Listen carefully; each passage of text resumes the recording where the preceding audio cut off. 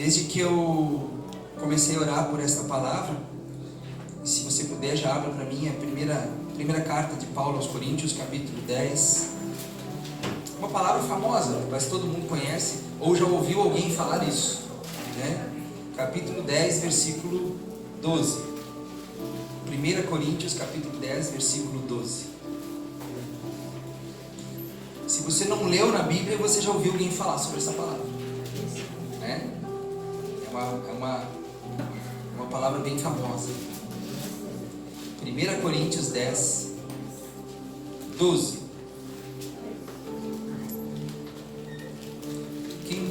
Quem achou, diga amém. Amém. Então diz assim, tem gente folheando aí, espera aí um pouquinho. Quero que todo mundo esteja junto, né? Amém? 1 Coríntios 10, 12. Aquele, pois, que pensa estar em pé, cuide para que não caia. Amém? Esse versículo. Quem aqui já ouviu falar desse versículo, ou já ouviu alguém falar? Levanta a mão. É, quase todo mundo já ouviu falar.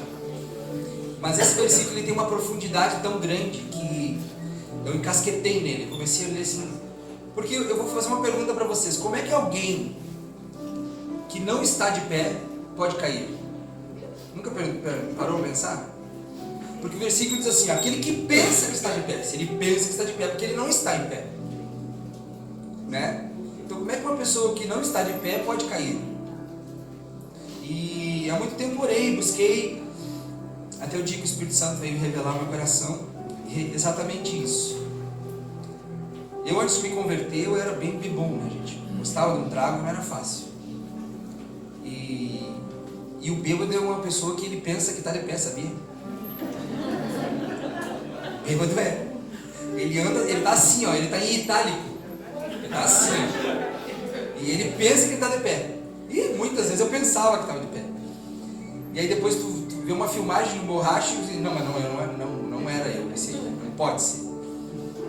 Mas é uma forma de pensar, de que alguém pensa que está de pé, né? A pessoa bêbada pensa que ela está de pé. O bêbado pensa que está fazendo assim no rosto, ó. E ele está assim, ó. Porque ele perde todos os seus sentidos. Mas se me referindo a estar de pé, não estou dizendo que esse versículo tem a ver com o bêbado, tá? Mas eu quero que só você entenda. Porque como ele pensa que está em pé e não está, o bêbado também não está deitado, ele está caminhando de uma forma desequilibrada.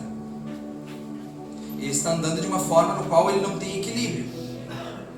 E esse versículo fala exatamente isso. Quando uma pessoa pensa que está de pé, mas ela tem o risco de cair, quer dizer que ela não está de pé, mas ela também não está deitada nem sentada. Ela está andando, mas ela está andando em desequilíbrio.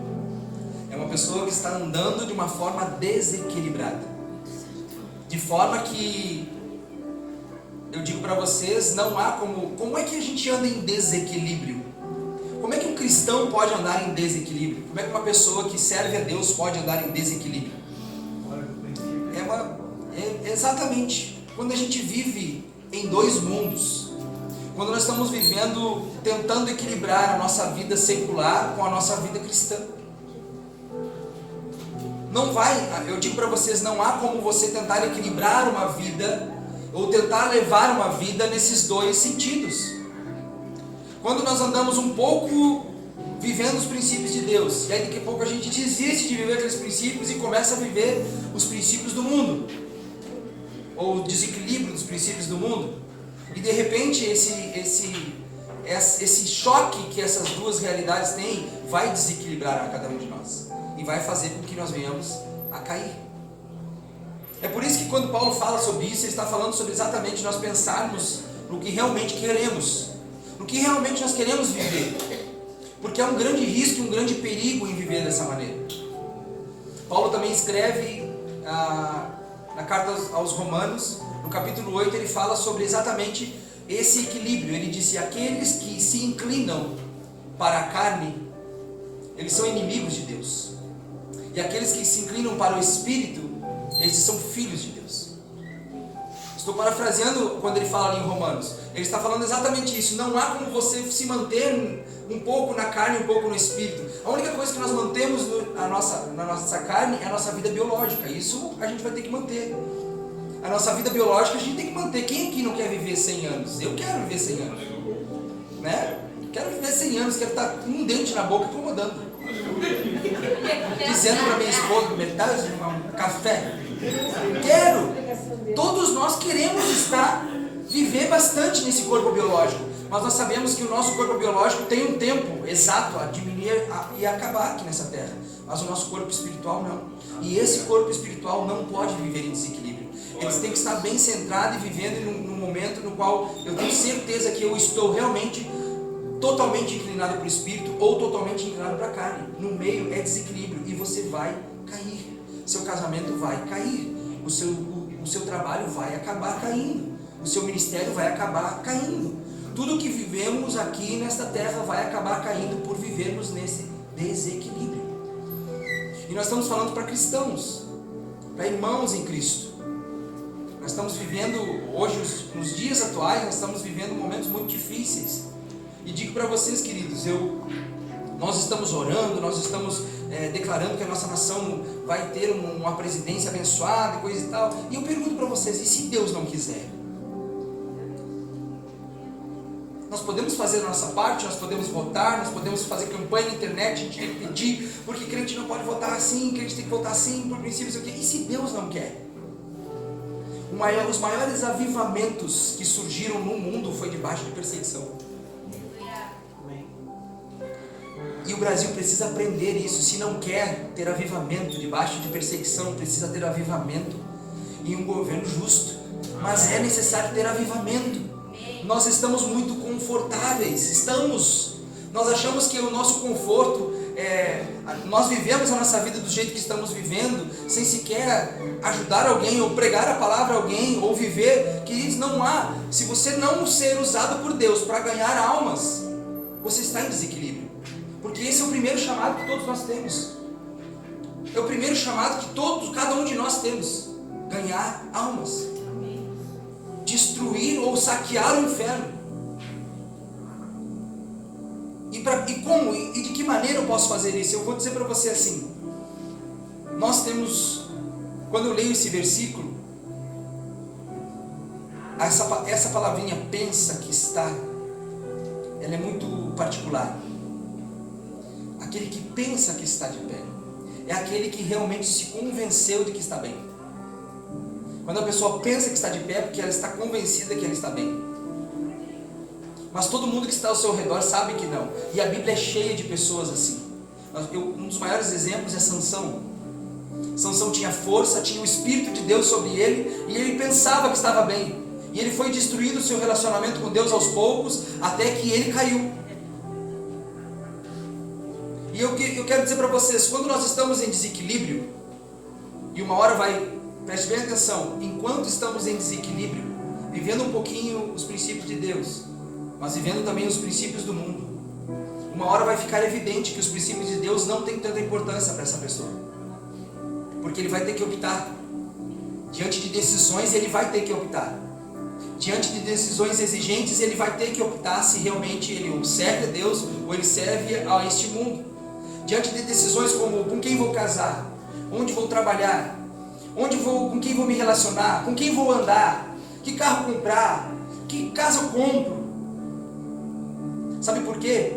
Porque a Bíblia nos deixa claro, em Gálatas capítulo 5, versículo 22, fala do fruto do Espírito. E se você ler o fruto do Espírito, eu costumo chamar o fruto do Espírito como uma bergamota, né? Ele é um fruto que tem 9 gomos. O fruto do Espírito, os seus 9 gomos, você vai ver amor, paz e alegria, bondade, benignidade e longanimidade, fidelidade, domínio próprio, mansidão, 9 sentimentos, 9 emoções, 9 palavrinhas que significam que dentro de nós existem sentimentos no qual eu e você e o próprio Deus quer que venhamos agir da maneira certa através deles. São 9. O fruto do Espírito são 9. O que ele está dizendo? O meu Espírito produz em vocês o fruto que ele domina os seus sentimentos e emoções. Porque toda e qualquer decisão que você tomar vai envolver emoção. Toda decisão que você tomar vai envolver uma emoção. Só que se esta emoção estiver desequilibrada, você vai tomar essa emoção de maneira equivocada. E você vai ser tomado pelo consumismo, ou tomado pela raiva, ou pela ira, e você vai tomar as decisões baseadas exatamente na emoção que está aflorada. Por que Paulo diz, e ele escreve que irar-se, que a pessoa que se ira não está pecando? Irai-vos. Então ele está dizendo, quem se ira não está pecando. Mas depois ele diz, se vocês ficarem irados, não pequem. Porque ele disse que se vocês estiverem irados, mas conseguirem controlar essa ira e não externar essa ira, você não vai pecar. Mas se você se irar e não estiver sendo controlado, ou melhor, controlado não, estiver tomado pelo Espírito, se o Espírito não estiver conduzindo essa emoção, sabe o que vai acontecer? Você vai pecar, você vai externar essa ira e vai tornar ela em pecado. E eu quero dizer uma frase para vocês que tenham aprendido nos últimos dias: toda decisão emocional de forma equivocada, ser tomada equivocadamente, ela vai destruir propósitos eternos na sua vida. Decisões emocionais podem destruir propósitos eternos. Eu fico pensando, eu olho para a Bíblia, será que Deus não queria que Moisés entrasse na terra prometida? O homem que Deus levantou para tirar ele do povo do Egito, andar pelo deserto durante 40 anos para chegar diante de uma terra prometida, Moisés olhar para a terra prometida, chorar, ver tudo aquilo que Deus prometeu, mas Deus olha para Moisés e diz, Moisés, você não vai entrar lá. E por que você não vai entrar lá, Moisés? Porque você me desobedeceu, diante de uma emoção, você bateu na rocha, e eu disse que era para você dizer só para ela gerar água, mas você se irou com o povo e bateu e feriu a rocha. O que vale? Você emocionalmente desobedecer a mim, ou você se controlar e ser manso e me obedecer? E aquilo custou um propósito eterno. Sansão foi assim. Sansão tomou todas as suas atitudes emocionalmente. Ele se envolveu com a mulher errada, ele se envolveu com o povo errado, ele tocou onde não podia tocar, ele flertou com o pecado a ponto de ser cegado totalmente, cortado seus cabelos, perder o poder que Deus havia colocado sobre ele. Tudo por decisões emocionais. Será que Deus não tinha projeto com o primogênito de Davi? Será que Deus não tinha um propósito com ele?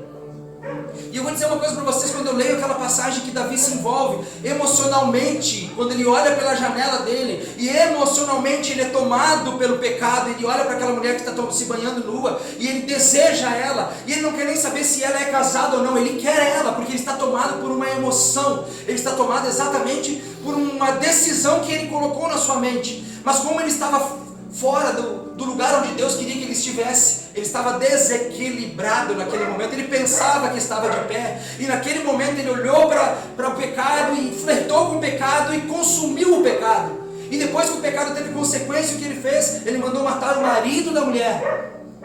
E depois que o marido morreu, primeiro ele trouxe o marido para que o marido pudesse dormir com a mulher e ele enrolasse a gravidez dela, que ela estava grávida dele. Depois ele manda matar o marido, depois ele casa-se com ela, e no momento que nasce o bebê, a Bíblia fala que o bebê, aquele bebê, fica dias agonizando e morre. E eu fico pensando, será que aquele bebê não seria um grande rei? Será que aquele bebê não seria um grande homem de Deus? Será que aquele bebê não seria uma pessoa no qual poderia influenciar gerações, um filho de um rei? Mas como ele tomou a decisão errada, através da sua emoção, através do seu desejo, o que acontece? Ele morre o bebê. Porque decisões emocionais que são equivocadas destroem propósitos eternos. Deus tem propósito eterno para mim e para você. Deus tem propósitos eternos para mim, para sua casa, para sua família. Ele tem propósitos eternos poderosos. Porque eu digo para você que esses dias eu estava acompanhando uma ministração do pastor Ademar de Campos, e ele, no meio do choro, ele falava assim, agora no dia 20 vai ser lançado, no dia 20 de setembro, né, eles estavam terminando de gravar um espetáculo que vai relembrar os 100 anos do avivamento na Rua Azusa. A Rua Azusa, nos Estados Unidos, foi uma rua no qual estavam morando pessoas que eram imigrantes, negros, pobres, índios, mexicanos, no qual, se você ler, tem um livro chamado Avivamento da Rua Azusa. E aqueles homens e aquelas mulheres, eles sofriam muito, principalmente um preconceito através da segregação racial que existia naquele tempo. Então os negros, quando se reuniam, ou eles eram cuspidos, batidos, eles não conseguiam trabalho, porque a segregação era muito grande, eles estavam saindo recém de uma escravidão. E um dos líderes mais influentes daquele avivamento, ele dizia: quando eu chegava em casa, me doía as batidas que tinham me dado nas costas, as cuspidas, as pedradas, mas quando eu me reunia naquele momento, eu começava a orar e começava a chorar, e a gente era tomado pelo Espírito Santo, e eu provava da eternidade. E aquelas dores iam sendo esquecidas, porque eu lembrava da minha eternidade. Eu lembrava de um propósito eterno. E eu queria chegar em casa somente para me estar orando, para me lembrar daquela eternidade toda que estava me esperando lá no meu quarto, lá na minha casa. O avivamento da Rua Azusa, queridos, foram pessoas que totalmente desprezadas, eles se reuniam e oravam e buscavam. E de um certo dia o Espírito Santo desceu naquela casa. Uma mulher que nunca tinha tocado piano, sentou no piano e começou a cantar uma música. E eles começaram a orar em línguas, e eles saíram nas ruas curando as pessoas, orando pelas pessoas, profetizando e declarando diante de uma perseguição que estava sobre a vida deles. E é isso que Deus quer para a minha vida, é isso que Deus quer para a sua vida. Você não vai sair pregando e falando para todo mundo com jargões cristãos, com jargões isso e aquilo. Não é isso. É porque Deus quer instalar em você uma unção poderosa que vai quebrar todo o jugo. A Bíblia diz isso, que o que despedaça o jugo é a unção. Não é como você fala, não é como você prega, não é como você canta, não é como você dança, não é como você fala, não é nada como você, mas é simplesmente uma unção que vai vir sobre a sua vida. É ela que vai despedaçar o jugo que quer separar o seu casamento. É ela que vai despedaçar o jugo que quer separar você de pessoas que querem andar junto com você. É ela que vai despedaçar o jugo do pecado e que toda essa ideologia demoníaca que quer se instalar no nosso país. É a unção que despedaça o jugo. Não é o que você faz, não é o que você fala, mas é a unção de Deus que vai despedaçar esse jugo. E para isso eu preciso estar equilibrado. Equilibrado de que maneira? Totalmente ligado ao Espírito. O Espírito Santo é que tem que falar comigo. É Ele que tem que tomar as decisões por mim. Porque quando eu for tomar uma decisão, eu tenho que orar e dizer assim: Deus, o que eu vou fazer agora? É isso o correto? É isso que o Senhor quer para a minha vida? É isso que a sua palavra diz que é para mim fazer? É isso que realmente eu preciso fazer? Porque, queridos, há uma grande diferença entre aquilo que você sabe e aquilo que você quer. Porque muitas vezes a gente sabe fazer muita coisa. A gente sabe ler a Bíblia de cabo a rabo. E a gente quer fazer algumas coisas, mas o que importa não são o saber e querer, mas é o que você deve fazer. A Bíblia é clara quando diz: ensina o teu filho no caminho que ele deve andar. Ele deve andar. Eu acho que deve ser a pilha.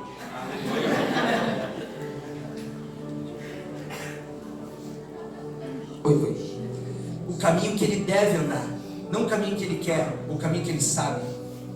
Mas quando você faz as coisas que deve, todo o seu querer e saber estão envolvidos na palavra. Eu sei tocar violão. E eu sei tocar muito bem. Não estou dizendo que eu sei, tá, gente? Estou falando uma hipótese. É hipotético. Eu sei tocar um violão maravilhosamente bem. E sei cada nota. Mas se eu estiver dentro de um barzinho tocando para alegrar as pessoas e ganhar meu cachê no final, eu só sei tocar violão. E eu quero estar lá fazendo isso, ganhando meu cachê. Agora, quando eu talvez nem saiba muito como eu, mas eu estou vivendo um propósito eterno. E eu pego meu violão e abro uma congregação, ou em qualquer lugar, lá na minha escola, na minha faculdade, e começo a dizer exatamente isso que está tocando aqui hoje.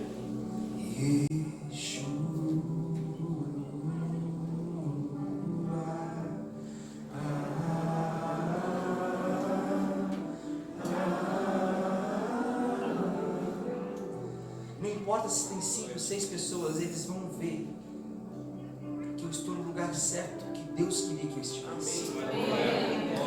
E a unção que vai sair da minha vida vai começar a despedaçar jugos. E não importa se vão cuspir e tentar me parar, mas importa que eu estou vivendo um equilíbrio eterno. um propósito eterno que Deus separou para mim, para minha vida e para minha família. Não vai dar certo as coisas que estão longe de Deus. Não vai dar certo a sua vida longe daquilo que Deus quer para você. Nós somos feitos exatamente com propósitos eternos. Antes de você nascer, já havia um propósito para a sua vida. Antes de você ser planejado pela sua mãe e pelo seu pai, já havia. Acenda os celulares e vamos seguir. Olha só.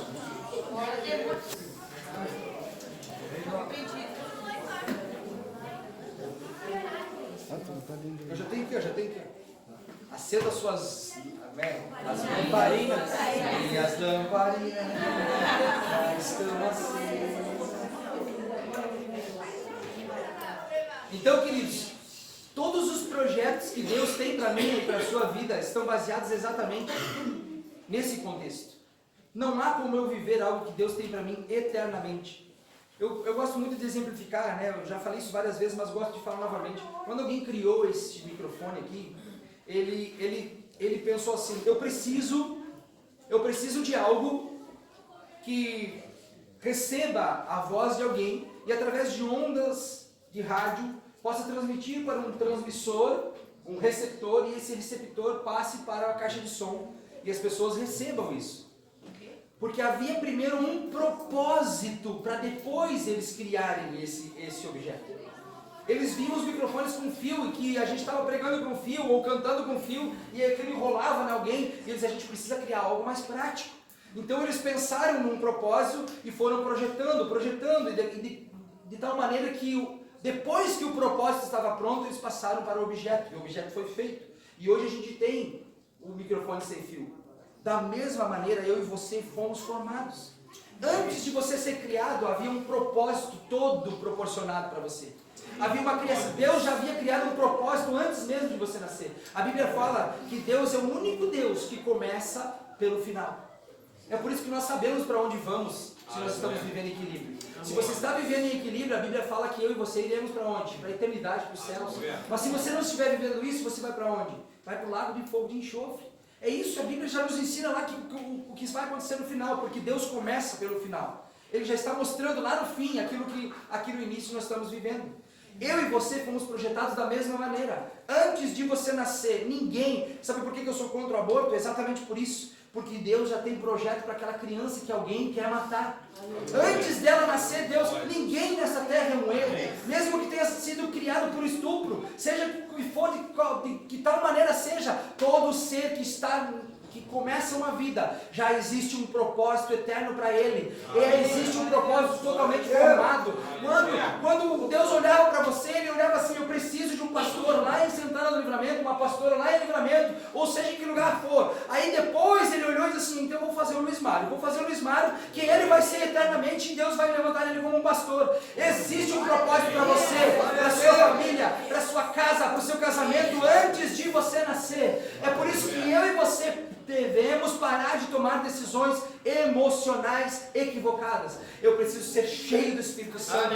Eu preciso ser cheio da palavra de Deus. Eu preciso buscar a Ele de tal maneira que as minhas decisões sejam pautadas exatamente aqui. Às vezes nós pedimos conselhos para amigos, para irmãos, e os irmãos, por quererem nos ver bem, às vezes, vão nos dar conselhos bons. E não é errado receber conselho de cristão, ou de pessoas, de pastores, não é errado. Mas é melhor ainda se você tiver um relacionamento real e verdadeiro com Deus, porque aí, queridos, você vai receber conselhos. Às vezes uma revelação de um pastor, de um profeta, melhor ainda é quando você vem receber direto do céu, quando Deus estiver falando para você, quando a palavra de Deus falando com você, sabe? Há poucos dias eu vi uma ministração do pastor Luciano Subirá e ele falava uma coisa: o anseio dele era ter ele queria uma experiência com Deus. Então ele via todo pregador, quando ele via um pregador, ele chegava naquele pregador e dizia assim: ó, pode orar por mim? E ele disse: por que você quer que eu ore? Porque eu quero orar, porque eu quero ter uma experiência com Deus. E todo mundo orava por ele. Aí um dia ele chegou diante de um pastor, e aquele pastor falou aquilo que ele não queria ouvir, mas que foi essencial para mudar a sua vida e seu relacionamento com Deus. Aleluia. Ele chegou e disse: pastor, você pode orar por mim? E ele disse assim: posso, querido, por que você quer que eu ore? Ele disse: eu quero orar porque eu quero ter experiências com Deus, então eu não vou orar por você. Mas por quê? E ele se ofendeu: por que você não vai orar por mim? Porque isso só se tem através da sua oração. É você que tem que buscar. É você que tem que orar. É você que tem que dobrar o seu joelho e dizer: Senhor, eu preciso te ver hoje. Eu preciso estar contigo. Eu preciso buscar. Eu preciso estar. E há poucos dias que eu digo assim para vocês, a nossa vida espiritual, eu me batizei em 2003. Então quer dizer que agora, em 2023, ano que vem, já vai fazer 20 anos que sou batizado. E no meu início da minha carreira, digamos assim, espiritual, como pastor, como evangelista, eu era uma pessoa que buscava muito mais a Deus. Eu dobrava meu joelho, eu buscava, eu chorava na presença de Deus e eu sentia a presença de Deus. Parecia que meu quarto era tomado por uma fumaça. Eu não sabia cantar nada, tocar nada. Eu sabia tocar 4 notas do teclado, eu cantava, a única música era Faz Chover, a única música que eu sabia tocar. Mas eu tocava com uma vontade de buscar a Deus, de ver a face dele. E não foram uma nem 2 vezes que dormi com a minha cabeça por sobre a minha cama, sabendo que eu não dormi em cima da minha cama, mas sim que eu dormia no colo dele. Não foram uma nem 2 vezes que eu sentia ele ali comigo, acariciando a minha cabeça, e não tinha ninguém, porque essa era a experiência que eu tinha com Deus. E a gente entra no ativismo, e a gente começa a pregar, e vai aqui, vai ali, ora por um, e a gente lê a Bíblia, mas a gente começa a esquecer desses momentos, e esses são os momentos que vão estar na nossa eternidade. Os momentos de relacionamento com Deus. E aí, queridos, de certa forma, isso foi acabando, eu fui acabando esquecendo como se fazia isso. Agora, alguns meses atrás, logo que nós chegamos em Vacaria, eu comecei a sentir o desejo e a vontade de fazer isso. E eu e a minha esposa, ninguém sabe disso, porque isso era muito particular nosso. Mas logo que nós chegamos em Vacaria, uma cidade estranha, pessoas estranhas, a gente não conhecia ninguém. Mas hoje nós estamos vivendo aquilo que Deus tinha nos direcionado para viver. Mas eu e ela entramos em uma crise, e aí nós começamos a viver uma síndrome do pânico. Eu, pastor, que a minha vida inteira preguei contra isso, disse: não, isso é bobagem, isso não acontece. Mas quando a mente da gente é fragilizada, a gente começa a ser tomado por isso. E eu não queria sair de casa, não queria ir no culto, eu não queria pregar, e eu estava escalado e entrava em crise porque ia ter muita gente. E imagina eu vir aqui para frente pregar para um monte de gente, uma igreja de 300 pessoas, e ao mesmo tempo eu vivendo uma síndrome do pânico. E eu não queria aquilo na minha vida, mas eu sabia que aquilo era falta de relacionamento, que eu precisava me posicionar num relacionamento novo, de buscar, de querer a Deus cada vez mais. E queridos, eu comecei, aí nós fomos para um encontro com Deus, eu participei do encontro, depois de ter ministrado 47 encontros, eu participei do encontro com Deus. E naquele encontro com Deus, o Senhor tirou essa dor do meu coração. E eu comecei a querer novamente a ter esse relacionamento. Eu sempre pergunto para a Índia assim: eu não te acordei hoje de madrugada, porque nas minhas madrugadas eu choro. Eu grito dentro do meu apartamento. Eu gemo lá dentro. E é um momento que para mim é sagrado. Por quê, queridos? Porque eu não sou melhor do que ninguém. Eu não tenho 3 orelhas, 4 olhos, 5 pernas. Não, eu sou igual a você, mas eu decidi na minha vida que a cada momento dela precisa de uma direção de Deus. Queridos, eu não tinha R$1 no bolso para vir para o Livramento. Não tinha. Nós vivemos um momento lá no qual nós tivemos que nos mudar, comprar alguns móveis, e aí surgiu um problema lá, uma pessoa comprou no nosso nome algumas coisas, e aí no fim a pessoa não pôde pagar, a gente teve que pagar. E aí eu estava orando a Deus: eu sei, eu já aprendi com o Senhor que o Senhor é o que provê, mas não me deixa ficar maluco, Deus, no último minuto o Senhor provê, o Senhor vai me matar do coração. Né? Eu digo assim: mas eu sei que eu tenho cartão de crédito, eu passo ali, a gente deixa pro mês que vem, aí seja o que Deus quiser, né? É a provisão da fé, aquela coisa toda. Queridos, aí naquele dia de repente surgiu uma demanda. O irmão disse assim: eu preciso que alguém pinte um apartamento lá. E o cara está cobrando R$2.000 para pintar o apartamento. Eu digo assim: mas eu pinto por menos? Pinto por bem menos, né?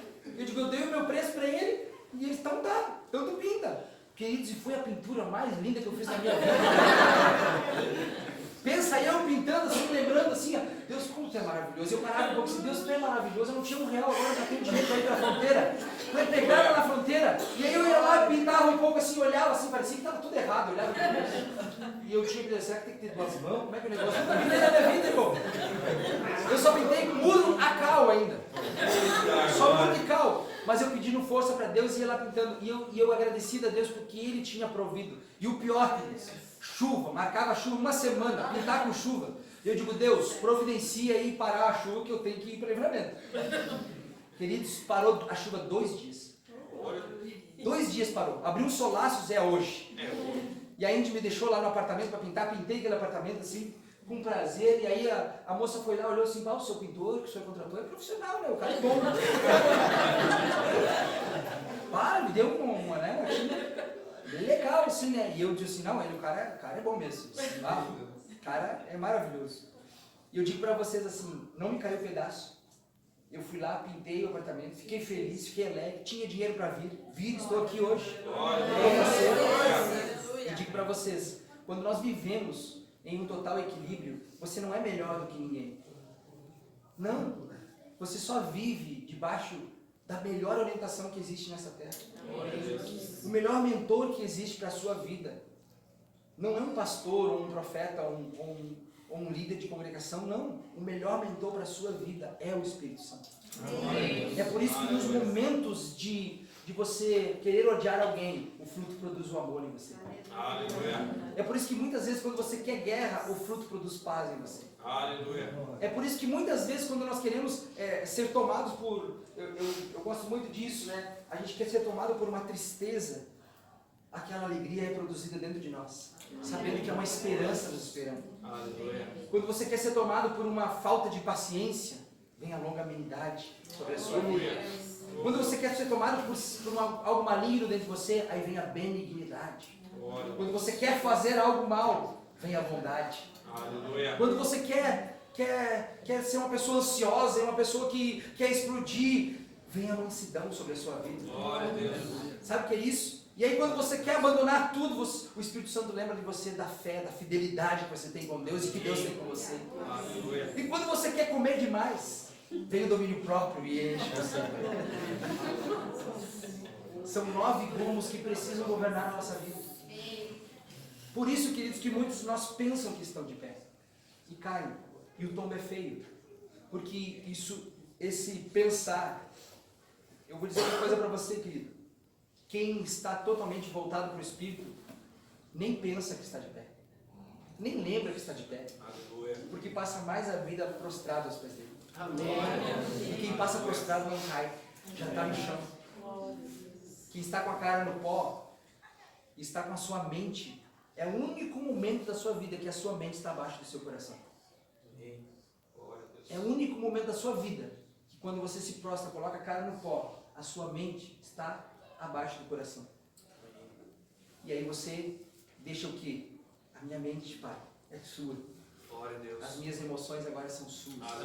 É por isso que Paulo diz que o culto tem que ser racional. É pensando. A fé é racional. Não é uma loucura que nós estamos vivendo. Eu não estou aí há quase 20 anos no Evangelho vivendo uma utopia. Eu estou vivendo uma realidade.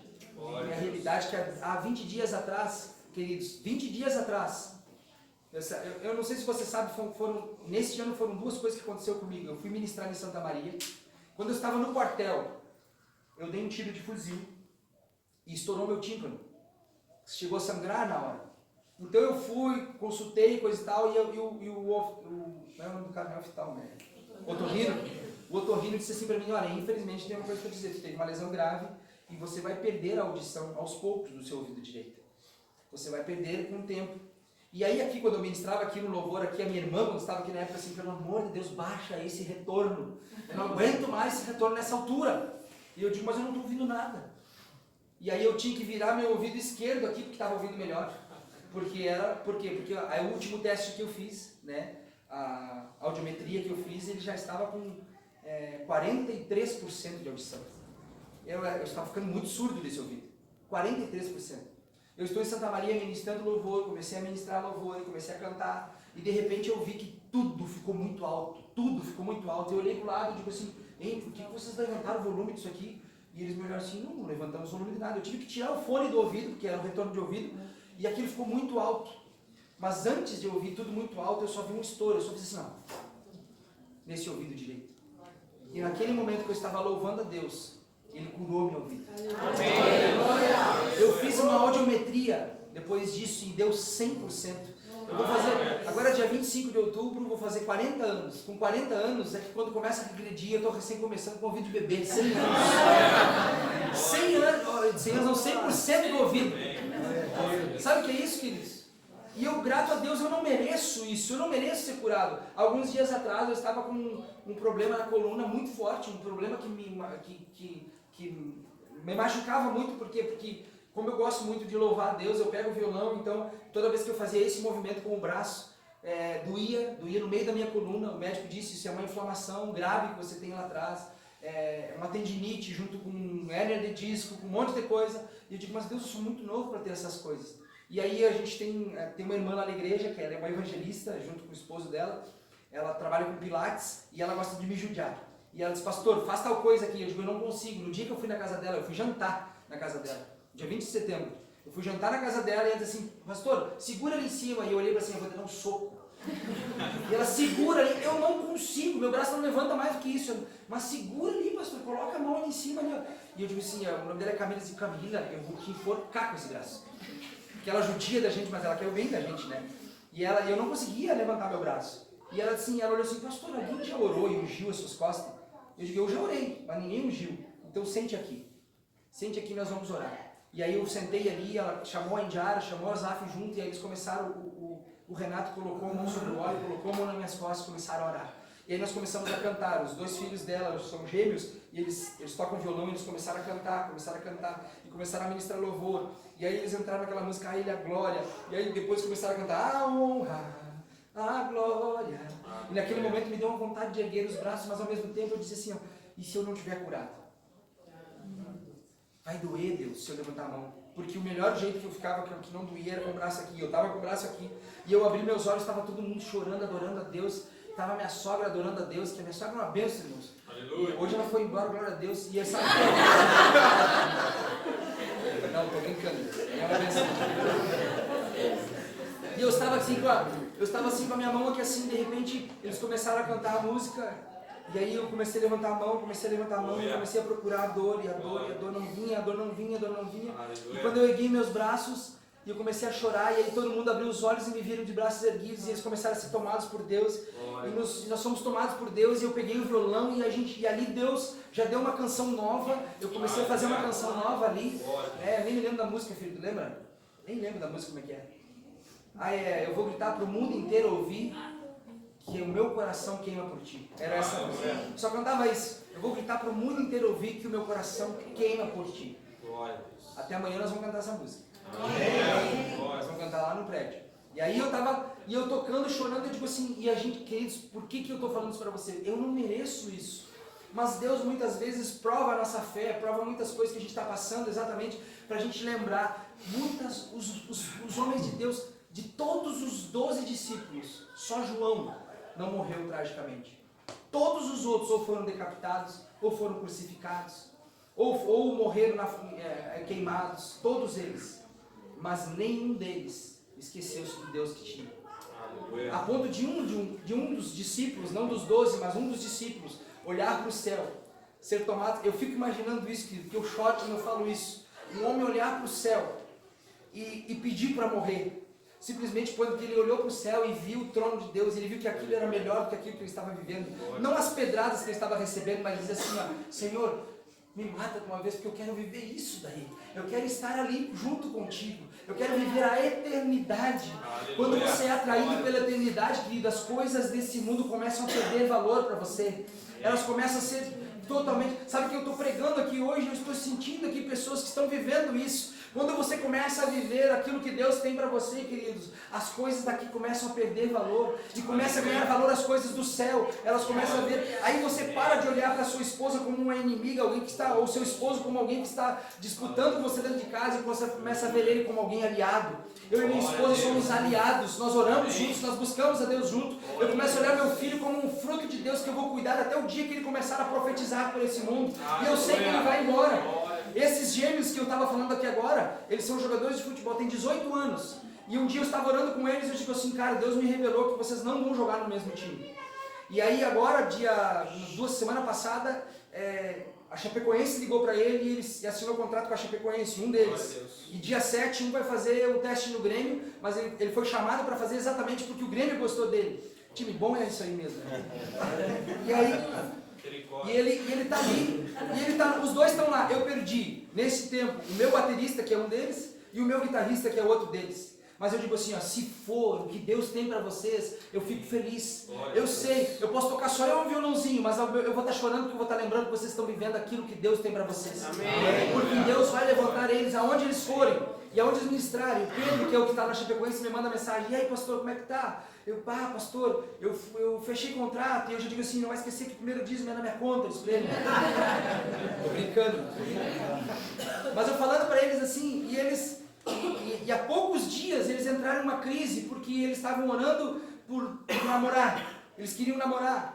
E entrou em crise porque deu uma confusão, uma das meninas não queria, aquela coisa toda, e aí deu uma confusão, e eu entrei na história e eu digo assim: cara, vamos viver aquilo que Deus tem para nós. Parem de tomar decisões emocionais, porque as decisões emocionais que você sabe o que vai fazer. Ela não me quis, eu vou embora dessa igreja.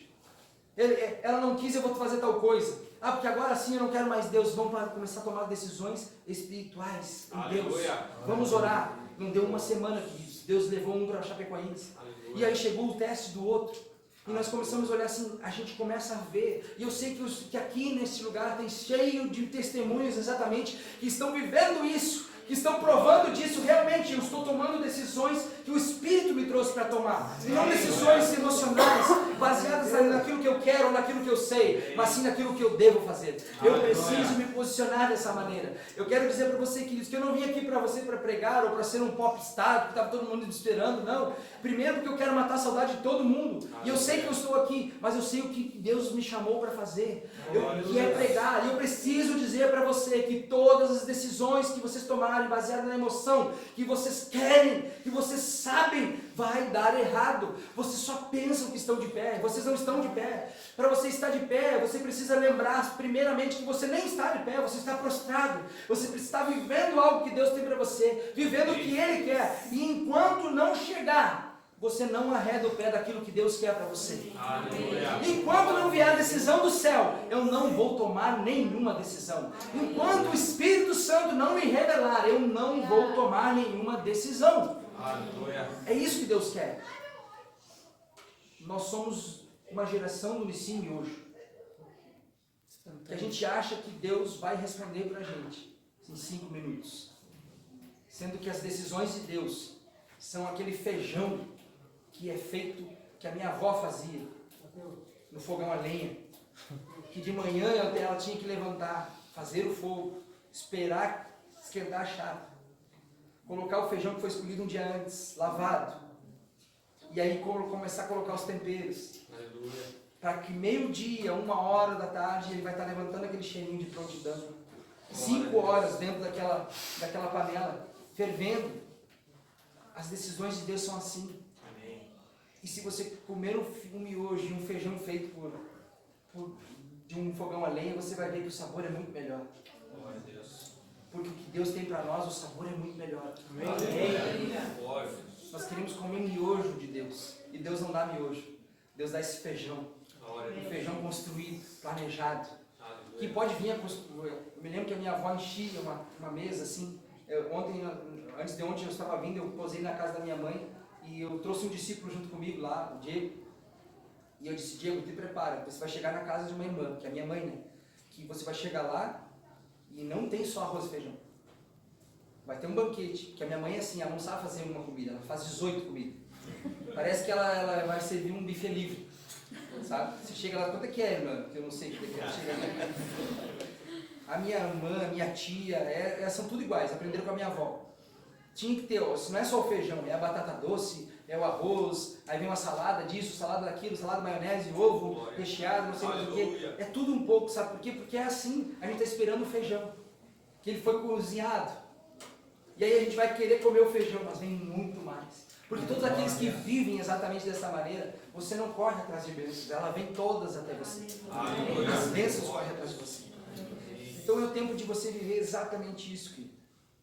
Nós vivemos exatamente isso. A igreja precisa viver exatamente isso. Comece hoje mesmo a tomar essa decisão. Aleluia. E declarar: Deus, chega de viver debaixo das minhas emoções. Eu quero viver debaixo do seu fruto. Aleluia. Chega de viver debaixo de uma orientação maligna que parece que me mantém em pé. Mas eu estou sempre caindo. Estou sempre machucado. Porque, queridos, quando dá errado é porque sempre começou errado. Sempre começou errado. quando dá certo, é porque começou certo. Eu digo para vocês que às vezes com Deus parece que está dando errado, mas Ele te revela, Ele te mostra. Eu estou passando por isso, mas eu sei que isso eu estou passando exatamente porque ali na frente tem algo muito grande para mim, muito maravilhoso para mim. Eu vivi isso. Eu tenho a minha família hoje, a bênção da minha família hoje, a minha esposa. Ela diz que não, mas eu sei que ela se apaixonou por mim no primeiro momento que ela me olhou. E eu e ela vínhamos de relacionamentos quebrados, sofridos, machucados. Mas quando a gente se viu, eu vi ela, e eu digo para vocês, eu não a amava, ela também não me amava. Mas quando nós se vimos, a gente viu, porque a gente estava buscando tanto Deus, que a gente viu que nós éramos o propósito um do outro. Amém? Éramos o propósito eterno um do outro. Glória a Deus. E não foi fácil essa gringa, gente. Eu sentava do lado dela, ela sentava 15 metros longe de mim. Acho que ela queria me testar. E hoje estamos aqui. Glória a Deus. E tem aquela bênção ali também. Aleluia. Com 12 anos de idade. E a minha esposa, no primeiro ano de casamento, ela teria que tirar o útero porque ela tinha um câncer no útero. E a gente fez exames, fez tudo, só que o câncer desapareceu. Para a glória de Deus. Glória a Deus. Era um momento de dor. Nós chorávamos quando nós descobrimos. Chorávamos os dois juntos. Mas a gente sabia, isso é para nos fortalecer. Porque nós sabemos. E eu me lembro direitinho da frase que eu disse para Deus: Deus, se tu quiseres que eu adote uma criança, eu vou adotar. Mas eu não vou deixar de te louvar. Eu vou continuar te adorando. É isso que Deus quer para a minha vida e para a sua vida, queridos. Aleluia. É isso que Ele quer. Que nós venhamos ter essa firmeza de espírito. Aquele que pensa que está de pé, cuide para que não caia. Aquele que está totalmente desequilibrado, cuide para não cair. E sabe que isso aqui é um alerta? Ele não está dizendo que a pessoa caiu. Ele está dizendo que ela cuide para não cair. Sabe o que ele está dizendo? Está na hora de se equilibrar. Glória a Deus. Aquele que está desequilibrado, vamos se equilibrar. Vamos voltar a um momento de equilíbrio, de começar a pensar exatamente que a minha mente seja voltada para Deus, para buscar a Deus, para estar na presença de Deus, para louvar a Deus. Eu sempre digo lá na igreja, queridos, não há como eu domingo me preparar para o culto, escutando toda tarde uma música sertaneja. Você não vai sentir a presença de Deus. Você não vai sentir aquilo que Deus tem para falar com você se você está ouvindo exatamente aquilo que não agrada o coração dele. E eu sempre digo, quando nós vivemos essa religiosidade de parar de ouvir as coisas, para ouvir as coisas de Deus, nunca vai dar certo. Você precisa começar a ouvir as coisas de Deus muito mais. Aleluia. Porque aí o resto vai ficar desinteressante. Glória a Deus. Vai ficar sem interesse. Quando você deixa de alguma coisa para servir a Deus, isso é religiosidade. Eu vou parar de fumar porque fumar é vício. Aí você para de fumar. A primeira decepção, você volta a fumar. Agora, quando você começa a buscar a Deus de tal maneira, e aquele vício, Ele mesmo vai tirando, Ele mesmo vai limpando, Ele mesmo vai fazendo. E quando você vê, você nem está fumando mais, nem lembra do que está fumando. Eu digo assim, meu Deus, onde é que está o cigarro? Nem sei, sumiu. Assim é com a bebida, assim é com os nossos vícios imorais, assim é com todos os nossos pecados. Quanto mais eu me aproximo dele, mais lavado eu sou. Glória a Deus. Sabe o que é isso? Mais limpo eu fico. E é isso, a questão toda não é você estar totalmente limpo, mas é estar se limpando todos os dias. Amém. Todos os dias sendo lavados. Todos os dias sendo lavados. Eu quero orar por você. Eu quero declarar, você não vai precisar sair do seu lugar. Eu só preciso de um violeiro aqui. Tem um violeiro aí. Ai, tem um violeiro aí. É barbudo, esse é dos bons. Né? Eu quero que você, no seu lugar mesmo, fique sentado agora, no momento certo, eu vou pedir para você levantar. Mas eu quero que você lembre exatamente aonde está o seu desequilíbrio. Aonde ainda você pensa que está de pé. Eu digo para você, queridos, quando esgotam todos os nossos recursos humanos, essa é a hora. A nossa impotência dá lugar à onipotência. Aleluia. O Asaf, com 3 anos de idade, foi fazer uma cirurgia. E aquela cirurgia, ela chegava num momento assim, para mim, para Indiara, desesperador. Porque eu queria pagar para o médico o valor que fosse, desde que ele trouxesse meu filho de volta. Eu poderia dar minha vida, mas eu queria que ele voltasse na mesma maca que ele foi. Era o que eu queria. E ele foi chorando, 3 aninhos de idade. Foi chorando naquela maca. E a única coisa que eu podia fazer, era dizer assim: Deus, eu te entrego ele nas tuas mãos. O Senhor é onipotente. Aleluia. E eu me lembro que o pastor chegou para mim, meu pai chegou para mim e disse assim: mano, tem que confiar em Deus. Eu confio, pai. E eu confio de tal maneira que eu não sei como vou reagir se ele quiser levar meu filho agora. Eu não sei como vou reagir, porque ele é onipotente, ele é onisciente, ele sabe de tudo. Glória a Deus. Mas eu confiei, e aonde entrou a minha impotência, entrou a onipotência dele. Glória. E ele foi. Eu me lembro quando ele voltou anestesiado, mas quando ele acordou com a boquinha cheia de sangue, porque ele foi fazer uma cirurgia das amígdalas, mas tinha que ter, não era grave, mas ele tinha que ter anestesia geral, e a gente sabe como é grave isso, uma anestesia geral, aquela coisa toda, muita gente morre. E aí ele estendeu os bracinhos para mim, me abraçou, e eu chorei agradecendo a Deus. Eu digo: Deus, é na nossa impotência que o Senhor entra com a onipotência.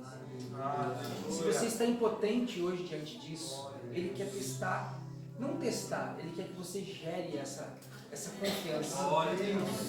Salmo 37 tem as 5 leis: confia, descansa, entrega, espera. Sabe o que é isso?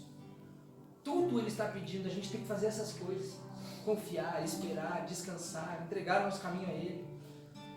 Ele quer isso da sua vida, mas isso você só consegue se você estiver equilibrado.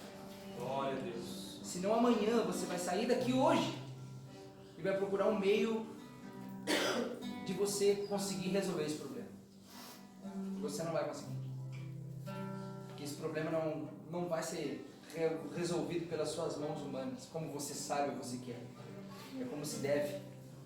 É confiando, é vivendo exatamente aquilo que Ele tem para você. Glória a Deus. Aquele que pensa que está de pé, é tempo de voltar a se equilibrar. Aleluia. Assim como no outro dia eu de ressaca, chegava na bebedeira de ressaca, doía a cabeça e prometia para mim mesmo que nunca mais ia beber. Mas eu estava caminhando normalmente, que eu não estava mais sob o efeito daquele álcool que me deixava desequilibrado. Aquele era o momento de pensar, aquele era o momento que eu pensava exatamente o que eu queria fazer e do jeito que eu queria fazer. É dessa mesma maneira que o Espírito Santo quer trabalhar na minha e na sua vida. Aleluia. Que você abandone aquilo que te desequilibra, Glória a Deus. para começar a viver um equilíbrio espiritual, que Amém. vai produzir você em fruto do Espírito Santo, e as suas emoções serão debaixo do fruto do Espírito Santo. Glória a Deus. Aleluia. Você sabe onde você está errando ou naquilo que mais afeta você. E você e Deus vão conversar hoje. Aleluia. Eu só vou cantar aqui para esses meninos. Nem sei o que eu vou cantar. E eu quero que você fique de pé e feche os seus olhos nesse momento. Aleluia.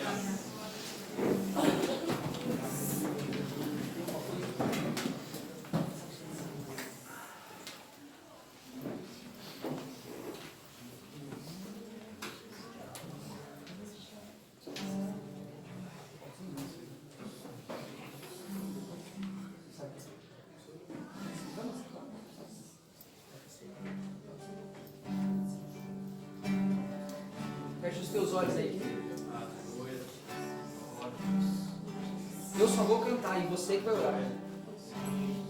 Os obreiros dessa casa, se puderem orar, levante a sua voz em oração. Pode levantar. Comece a levantar a sua voz em oração.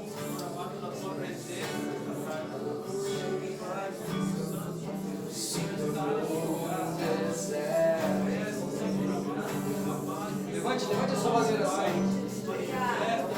É a minha adoração. Já não passam de canções.